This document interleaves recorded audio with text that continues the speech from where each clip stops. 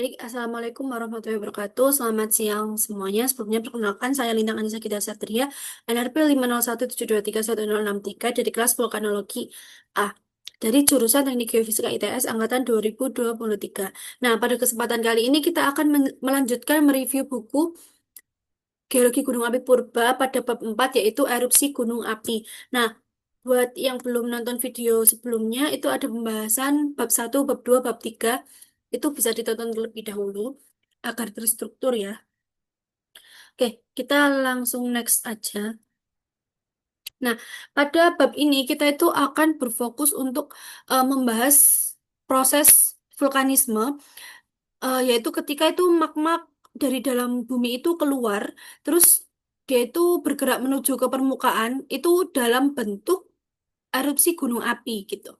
Nah, pembahasan di sini itu meliputi definisi dan klasifikasi dari erupsi, terus ada mekanisme terjadinya letusan, hingga pengukuran tingkat ke ke eks- eksplosifan gunung api itu melalui perhitungan atau melalui indeks letusan gunung api atau VEI.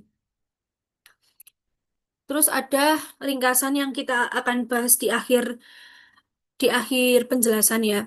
Lalu disclaimer dulu, bab 4 ini itu menjadi penghubung antara pembahasan bab 2 yaitu pada bab magma, dan juga bab 3 yaitu bentuk dan gunung api. Maka dari itu saya menyarankan untuk melihat video-video saya sebelumnya terlebih dahulu. Nah, untuk sifat bahasanya sendiri, dia itu berdasarkan fakta objektif dan interpretatif, itu tergantung data dan analisisnya. Itu contohnya kayak ada proses intrusi dangkal atau penerobosan magma ke dekat permukaan gitu dan lain sebagainya. Nah, intinya pada bab ini kita akan memahami dan mengetahui nih bagaimana cara atau bagaimana aktivitas magma di bawah permukaan bumi itu sehingga dia itu bisa menghasilkan letusan dan berbagai bentuk erupsi gunung api yang bisa kita amati di atas permukaan gitu. Nah, yang pertama kita akan membahas pengertian dasar dari si erupsi gunung api sendiri terlebih dahulu. Nah, jadi erupsi gunung api itu kan merupakan proses keluarnya magma dari dalam bumi ke permukaan. Nah, prosesnya itu bisa eh, apa namanya, bisa dalam dua bentuk, yaitu ekstrusi dan juga intrusi. Nah, pada ekstrusi itu magma itu benar-benar keluar ke permukaan, terus dia itu keadaannya, oh maaf,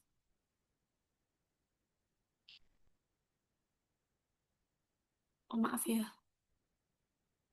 kepencet. Nah, magma itu dia itu keluar dari dalam bumi ke permukaan, di mana ketika dia itu masih masih dalam keadaan yang cair, dan dia itu akan membentuk batuan beku atau batuan piroklastika setelah dia itu membeku gitu. Nah, lanjut, ada yang namanya intrusi, di mana magma itu akan membeku sebelum mencapai ke permukaan. Jadi dia itu akan membeku di dalam gitu, sehingga dia itu bisa menghasilkan yang namanya batuan beku intrusi dangkal. Nah, kedua proses tersebut dia itu eh, untuk kan keduanya itu termasuk erupsi gunung api yang terjadi di lingkungan vulkanik dan mengandung gelas vulkanik ya. Nah, di intrusi yang dangkal itu ketika dia itu kan magma kan nggak sampai keluar kan, dia itu membeku di dalam gitu, dan dia di dekat tubuh gunung api. Nah, dia itu hasilnya itu merupakan kayak batuan beku yang terobosan gitu, atau subvolcanic intrusion, walaupun dia itu nggak sampai keluar. Nah, dia itu tetap dikatakan proses dari merupakan bagian dari proses erupsi gunung api gitu, karena dia itu terjadi di wilayah yang vulkanik dan dia itu mengandung yang namanya gelas vulkanik gitu. Nah, untuk intrusi yang dangkal itu dia itu dapat menghasilkan gas vulkanik tanpa keluarnya lava. Lalu gini, pokoknya intinya itu dia kan kalau misalnya dia itu terjadi di dalam tubuh atau di lingkungan gunung api dan dia itu ber apa berasosiasi dengan si batuan ekstrusif, dia itu udah bisa disebut sebagai bagian dari erupsi gunung api gitu. Kalau misalnya dia erupsinya itu menerobos ke batuan yang sedimen, maka dia itu apa namanya ya? Kayak dia itu tidak berhubungan dengan batuan gunung api kan. Nah, maka dari itu dia itu belum tentu hasil dari erupsi vulkaniknya. Bisa jadi dia itu cuman sisa-sisa dari magma yang lama atau magma, pokoknya magma yang lama yang udah tererosi gitu. Nah, selain itu di suatu apa namanya ya, suatu kejadian erupsi, dia itu bisa terjadi kondisi di mana magma itu kan sudah keluar, tapi sebagiannya itu masih nggak bisa keluar, kayak masih tertahan di bawah permukaan gitu. Nah, magma yang tertinggal dia itu bisa membeku di pipa kepundan atau di retas, di mana dia itu akan membentuk sumbat lava atau leher gunung api atau volcanic neck. Nah, struktur ini itu menjadi apa namanya bagian dia itu akan menjadi bukti jalur magma purba itu masih tersisa di permukaan di bawah permukaan. Nah, selanjutnya ada klasifikasi erupsi berdasarkan asal usul kegiatan asal usul bahan penyusunnya. Nah, berdasarkan asal usulnya, bahan hasil erupsi dia itu dibagi menjadi dibagi tiga jenis, yaitu erupsi magmatis, freatik, dan freatomagnetik. Nah, di mana untuk yang magmatik sendiri dia itu erupsi yang terjadi akibat aktivitas magmanya itu naik dari dapur magma itu kan naik melalui pipa konduit ini. Jadi ini dari dapur magma dia itu naik. Ini yang dinamakan pipa konduit itu kayak ini jalurnya magma ini. Nah, terus dia naik ke permukaan. Nah, saat kan magma itu ada gasnya. Nah, saat tekanan gas di dalam magma itu dia itu meningkat. Nah, gas itu akan memaksa si magma itu untuk keluar dan menyebabkan letusan gitu. Nah, dia akan menghasilkan erupsi magmatis ini, di mana dia itu keluarnya magma kan ketika dia keluar dia menjadi lava ya, namanya adalah lava. Nah, di mana keluarnya lava itu kayak ada lava, ada abu, ada gas vulkanik, dia itu berasal langsung dari magmanya gitu. Itu merupakan erupsi si magmatis ini. Contohnya ada di gambar ini ya, erupsi magmatis. Di mana di sini kita bisa lihat proses erupsi magmatik di mana magma itu kan naik ke permukaan nih. Terus dia itu melepaskan gas-gasnya dan dia itu akan membentuk yang namanya kolom kolom letusan. Nah, terus ada juga zona yang namanya zona fragmentasi kan. Yang ada permukaan atau zona fragmentasi di mana dia itu di daerah itulah magma itu mulai pecah dan dia itu menjadi partikel yang halus akibat tekanan gasnya itu tinggi gitu. Nah, selanjutnya yaitu ada yang namanya erupsi freatik, di mana dia itu terjadi karena bukan karena magma yang baru, tetapi karena dia itu air tanah yang dipanaskan oleh magma, jadi dia itu bisa berubah menjadi uap yang bertekanan tinggi. Nah, tekanan ini itu menyebabkan letusan yang eksplosif dan melempar batuan-batuan yang ada di sekitarnya, tapi ada keluar tanpa keluar magma baru gitu. Nah, bisa kita lihat di sebelah sini itu sumber letusan freatik dia itu berasal dari zona yang dangkal di atas magma, di mana air air tanah yang terperangkap dan tiba-tiba berubah menjadi uap gitu.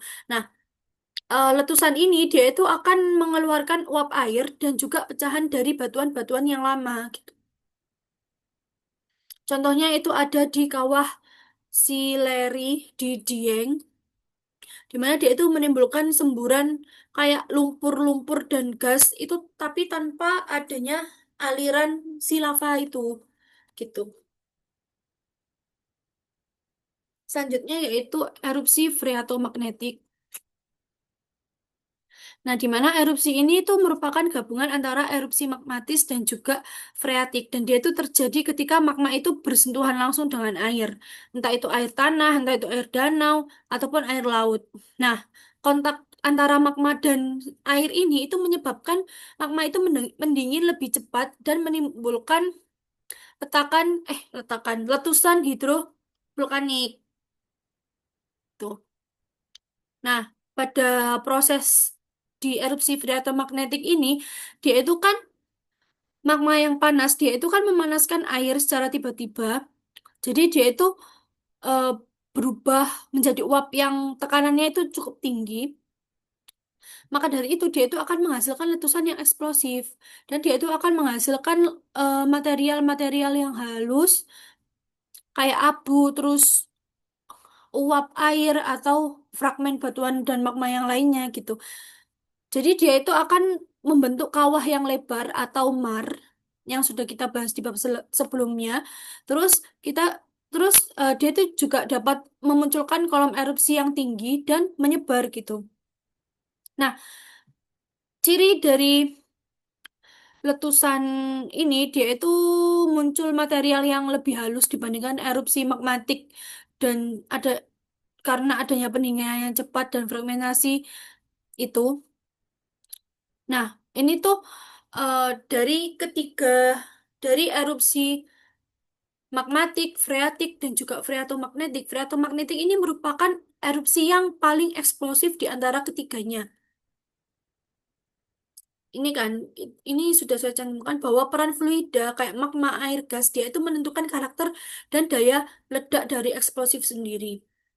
Dari erupsi sendiri dan freatomagnetik dia itu yang paling eksplosif dibandingkan semuanya gitu. Nah, contohnya itu ada letusan Surtsean di Islandia pada 1963, terus ada Gunung Taal di Filipina pada 2020. Nah, yang selanjutnya yaitu jenis erupsi berdasarkan sifat kegiatannya.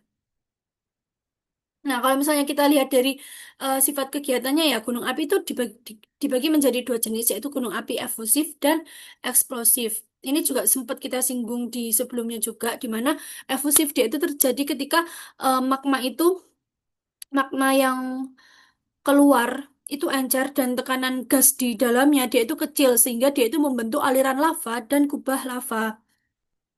Nah, contohnya ini di gambar 4.2 ini di mana ada erupsi Gunung Merapi di Yogyakarta dan dia itu terlihat bahwa magma kayak lava pijar dia itu mengalir gitu dari kawah dan intensitas magmanya dia itu sedang tapi dia itu tidak disertai dengan letusan yang besar gitu. Itu yang namanya erupsi efusif. Lalu ada yang namanya erupsi eksplosif. Nah, kalau eh, eksplosif dia itu kebalikannya dari efusif. Nah, kalau eksplosif dia itu letusannya benar-benar besar dan dia itu dahsyat gitu. Dan magmanya itu lebih kental, terus gasnya itu lebih banyak. Jadi tekanan di dalam dapur magmanya dia itu akan meningkat sampai akhirnya dia itu kayak melepaskan itu semua tadi dalam bentuk letusan yang besar gitu. Makanya dia itu sangat dahsyat letusannya. Nah, material yang keluar itu kayak biasanya kayak abu, terus ada bom vulkanik, terus ada lapili dan lain sebagainya. Nah, intinya perbedaan dari keduanya dia itu berada di viskositas si magmanya dan juga tekanan si gasnya gitu. Ini ada contoh-contohnya. Next, ini jenis erupsi berdasarkan sifat kegiatannya. Ya. Nah, selain dari dua tipe tadi ya, ada yang namanya gunung api. Dia itu memiliki sifat yang kombinasi. Nah, artinya dia itu kadang efusif, tapi kadang juga eksplosif. Tergantung komposisi gas, dan viskositasnya gitu. Nah, satu biasanya kalau gunung yang bersifat kombinasi itu biasanya pertama dia itu akan meletus secara eksplosif. Terus ketika tekanan gasnya dia itu berkurang, dia itu akan lanjut ke letusan yang bersifat efusif, di mana lava itu kan akan mengalir keluar membentuk kubah lava dan juga aliran lava setelah dia itu bersifat eksplosif kayak meletup-letup gitu. Ini contohnya itu pada erupsi Gunung Anak Krakatau di Selat Sunda, di mana bahan hamburan yang dilontarkan dari dalam kawah itu berukuran butir abu ini, dan juga bom vulkanik dan juga blok gunung api. Nah, biasanya dalam pada proses kombinasi ini dia itu biasanya terjadi berulang-ulang, berulang kali dalam waktu yang cukup lama ya, bahkan hingga ratusan tahun. Nah, maka dari itu dia itu akan menghasilkan lapisan-lapisan lava dan juga abu vulkanik yang menumpuk secara bergantian. Nah, maka dari itu yang kayak menumpuk lapisan-lapisan-lapisan terus itu kan tadi gunung yang komposit atau dia itu yang stratovulkano yang saya jelaskan di bab yang sebelumnya. Nah, contohnya itu ada Gunung Merapi yang ada di Indonesia, Merapi dan Semeru. Terus kalau misalnya di Jepang ada juga Gunung Fuji yang cukup terkenal itu. Nah, mereka itu mengeluarkan lava di mana lavanya itu kan mengalir dengan tenang. Tapi di sisi lain dia itu juga bisa yang meletus dengan besar dan semburan abunya itu tinggi gitu. Jadi kayak sifat dari letusan gunung api dia itu tergantung pada kondisi si magmanya sendiri, apakah dia itu magmanya encer atau kental dan viskositasnya atau tekanan gas di dalamnya juga itu juga mempengaruhi gitu. Nah, selanjutnya yaitu klasifikasi erupsi berdasarkan lokasinya. Nah, berdasarkan lokasi keluarnya magma terhadap tubuh gunung api utama, erupsi itu dibagi menjadi tiga bagian atau tiga jenis, yaitu erupsi pusat, erupsi lereng, dan erupsi eksentris. Di mana erupsi pusat sendiri, dia itu merupakan erupsi yang terjadi langsung di kawah yang utama, yaitu di puncak gunung apinya, di mana dia itu eh, tipe yang cukup sering nih kita temui. Kayak contohnya itu di letusan Gunung Semeru atau di Merapi, di mana dia itu magma dan abunya itu keluar dari kawahnya. Nah, lanjut ada erupsi lereng atau flank eruption, di mana letusan itu terjadi sering di lereng gunung, biasa bisa berupa erupsi celah atau fissure atau lateral. Kalau lateral dia itu posisinya agak miring, kalau misalnya fissure itu kayak celah yang panjang gitu. Terus yang selanjutnya ada erupsi eksentris atau eccentric eruptions, di mana dia itu letaknya di luar tubuh utama gunung apinya. Terus dia itu biasanya muncul di kaki-kaki gunung atau di dataran di sekitarnya, karena kan saluran magmanya itu tertutup ya. Jadi dia itu akan mencari jalan yang baru gitu.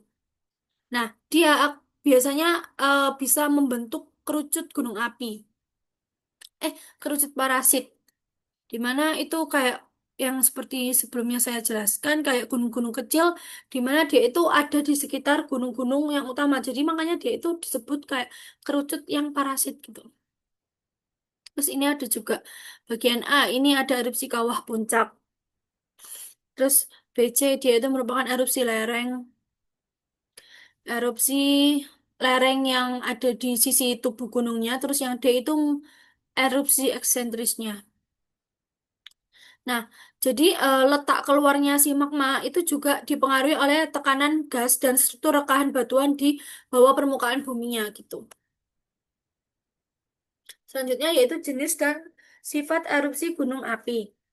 Nah, erupsi gunung api itu kan pada dasarnya dia itu merupakan hasil eh, magma keluar dari dalam bumi dan dia itu menuju permukaan ya. Nah, berdasarkan sifatnya dia itu dibedakan menjadi eksplosif dan efusif yang sudah saya jelaskan tadi. Terus pokoknya yang intinya kan yang eksplosif dia itu karena adanya tekanan gas yang tinggi, jadi kayak dia itu meledak gitu kan, kayak erupsinya itu besar dan eksplosif gitu. Sedangkan kalau misalnya yang efusif, intinya dia itu tekanan gasnya itu rendah dan magmanya itu basaltik biasanya, makanya eh, gasnya itu sedikit terus dia suhunya itu tinggi. Jadi dia itu kayak mengalir gitu aja, kayak tenang gitu aja dibanding dengan yang eksplosif gitu. Nah, ini faktor utamanya yaitu tekanan gas dan viskositas magma. Kalau magma basaltik, gas sedikit, suhu tinggi, erupsinya lelehan atau efusif.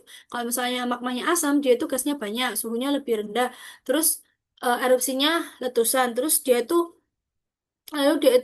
ada yang namanya proses degassing, gimana eh apa namanya, di mana ketika gas di magma dia itu bocor sebelum dia itu mencapai ke permukaan.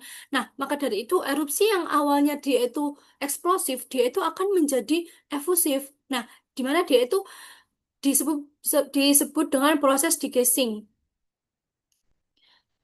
gitu. Okay, next. Ini adalah jenis dan sifat erupsi dari gunung api.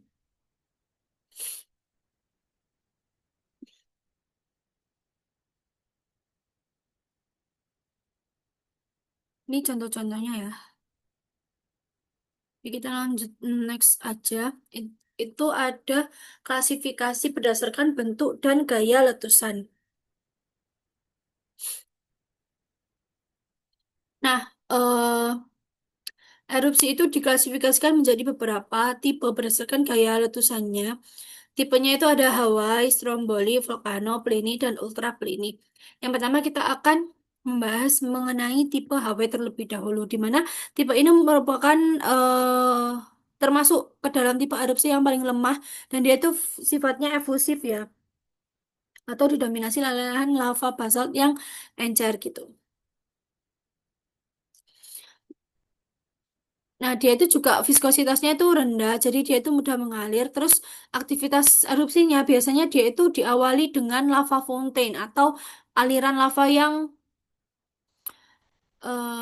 yang mancur gitu, yang muncul dari rekahan. Lalu dia diikuti oleh keluarnya lelehan lava dari di permukaannya.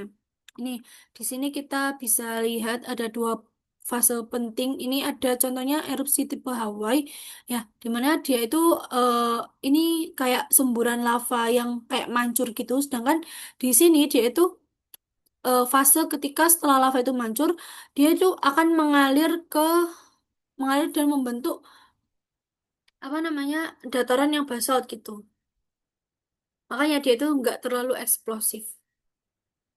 Contohnya di Hawaii itu ada Gunung Mauna Loa gitu, dimana dia itu kayak masih terus-terusan mengeluarkan si lava cair itu. Nah, selanjutnya ini ada klasifikasi bentuk. Terus selanjutnya ini ada tipe strombolian dan juga vulkanoplini.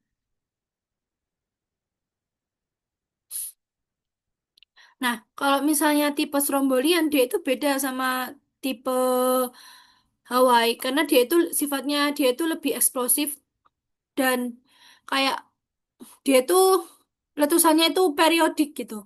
Jadi bisa setiap beberapa detik atau jam. Nah, aktivitasnya dia itu berasal dari kolom magma yang dangkal ya. Dangkal terus di mana di mana gasnya dia itu akan menumpuk dan meledak secara berulang-ulang. Nah, ciri khasnya dia itu lavanya itu lavanya itu melontar-lontar dan dia itu akan membentuk kembang api vulkanik kayak gini nih. Oke. Selanjutnya ini contoh gambar yang tadi di mana dia itu kayak meluap seperti kembang api gitu. Terus yang selanjutnya ada yang namanya tipe vulcano di mana dia itu letusannya itu bersifat sedang tapi tetap bersifat eksplosif di mana dia itu akan menghasilkan kolom abu itu sekitar 3 sampai 15 kilometer dan materialnya itu pastinya dia itu kasar terus lubang gasnya itu banyak.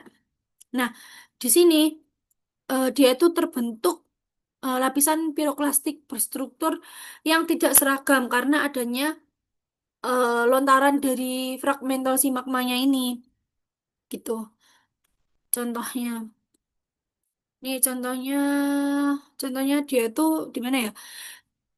Di oh, kaldera di Danau Kawah atau evolusi di Gunung Krakatau.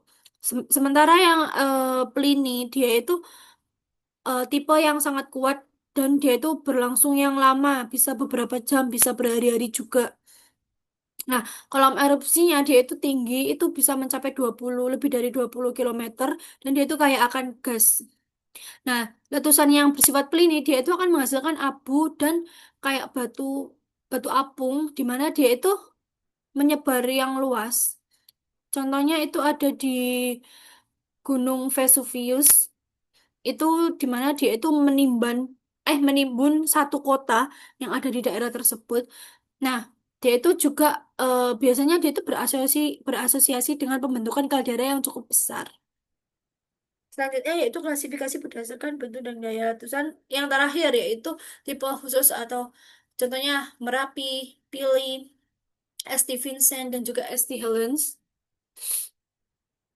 Tipe Merapi dia itu ditandai dengan adanya kubah lava di puncak gunung yang kemudian dia itu longsor, terus dia itu akan menghasilkan atau awan panas yang berguguran atau pyroclastic flow.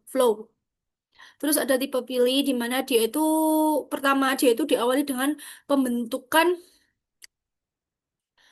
lava yang tersumbat yang ada di bawah di dalam kawah dan dia itu sangat kuat ya, makanya tekanan gasnya itu tinggi sehingga dia itu bisa menerobos samping-sampingnya gitu, jadi dia itu eh, letusannya itu kayak searah gitu loh. Nah, contohnya itu ada di gunung apa ya,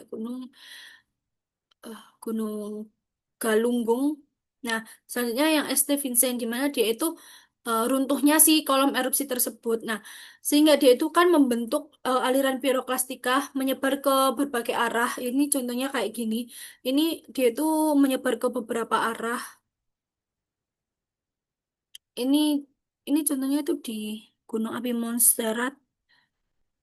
Selanjutnya ada tipe St. Helens di mana dia itu ditandai dengan longsoran akibat besar tubuh gunung dan juga ditambah dengan semburan piroklastik besar di kawah. Nah, ini merupakan ciri-ciri letusan tipe vulkano atau letusan hidroklastika.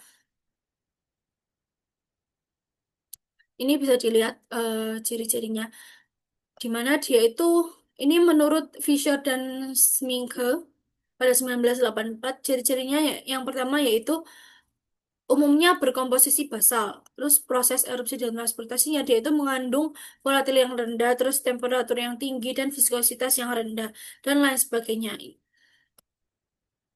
Next, yaitu Volcanic Explosivity Index atau VEI. Nah, untuk yang VEI eh ini kan digunakan untuk mengukur tingkat kekuatan dan skala letusan gunung api ya. Nah, pertama kali dia itu dikenalkan oleh si Newhall dan Self pada 1982 ini. Dan dia itu nilainya berkisar 0 hingga 8. Nah, kalau misalnya dia nilainya 0, dia itu menunjukkan erupsi atau lelehan yang tidak eksplosif atau efusif. Kalau misalnya dia 1 hingga 4, dia itu letusannya itu lemah hingga besar. Kalau misalnya dia lebih dari sama dengan 5, dia itu letusannya sangat besar. Maaf. Di mana dia termasuk yang besar dan juga dahsyat ya. Nah, dari sini pokoknya semakin tinggi nilai VEI-nya, maka volume dan bahan yang dilontarkan itu akan semakin banyak dan kolom erupsinya dia itu juga akan semakin tinggi. Terus letusan durasinya itu akan semakin lama juga. Nah, kolom erupsi yang tinggi eh, dia itu juga akan menentukan seberapa jauh nih material yang terlempar itu akan terinjeksi ke lapisan lapisan maupun atmosfer atau troposfer atau stratosfer dan lain sebagainya. Oke,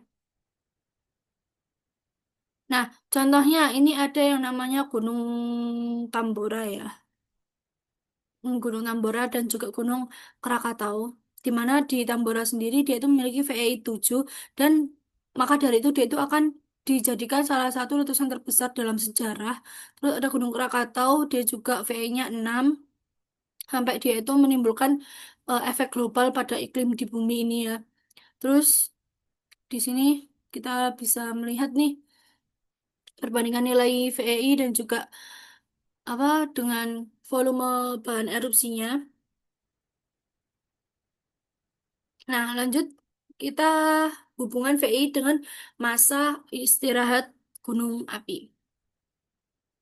Dimana dia eh, yang menerbitkan itu yang pertama namanya Simkin kalau nggak salah 1993 ya. Nah, nilai VEI pokoknya dari sini kan kita bisa lihat ya semakin tinggi nilai VEI-nya dia itu atau semakin besar nilai VEI-nya dia itu masa istirahat gunungnya itu juga semakin panjang gitu. Nah, untuk VEI yang 0 sampai 2 dia itu masa istirahatnya kan dia itu letusannya kecil dan lemah. Nah, waktu istirahat untuk letusan dia itu biasanya sekitar 1 sampai 10 tahun aja gitu. Terus kalau misalnya VEI 3 sampai 4 dia itu em, masa tenangnya itu bisa sampai 1 sampai 100 tahun. Kalau misalnya 5 sampai 6 dia itu bisa lebih dari sama dengan 100 tahun ya. Nah, makanya di fenomena ini itu ketika gunung api itu sering meletus, maka tekanan gasnya itu kan dia itu tidak sempat terakumulasi dalam jumlah yang besar ya. Maka dari itu letusannya itu kayak cenderung lemah gitu. Nah, kalau misalnya semakin lama nih, semakin lama si gunung api itu tidak meletus, dia itu gas di dalam magma, dia itu akan terus terakumulasi di dapur magma dan tekanannya itu dia itu akan meningkat drastis. Nah, ketika dia itu sudah di ambang batasnya, maka dia itu akan meletus dengan dahsyat gitu dan energinya itu pasti besar karena dia itu udah lama menahan gitu intinya kayak gitu. Oke, sekian penjelasan bab 4 dari saya. Mohon maaf kurang lebihnya mohon maaf kalau misalnya ada kata yang kurang berkenan juga. Sekian, wassalamualaikum warahmatullahi wabarakatuh.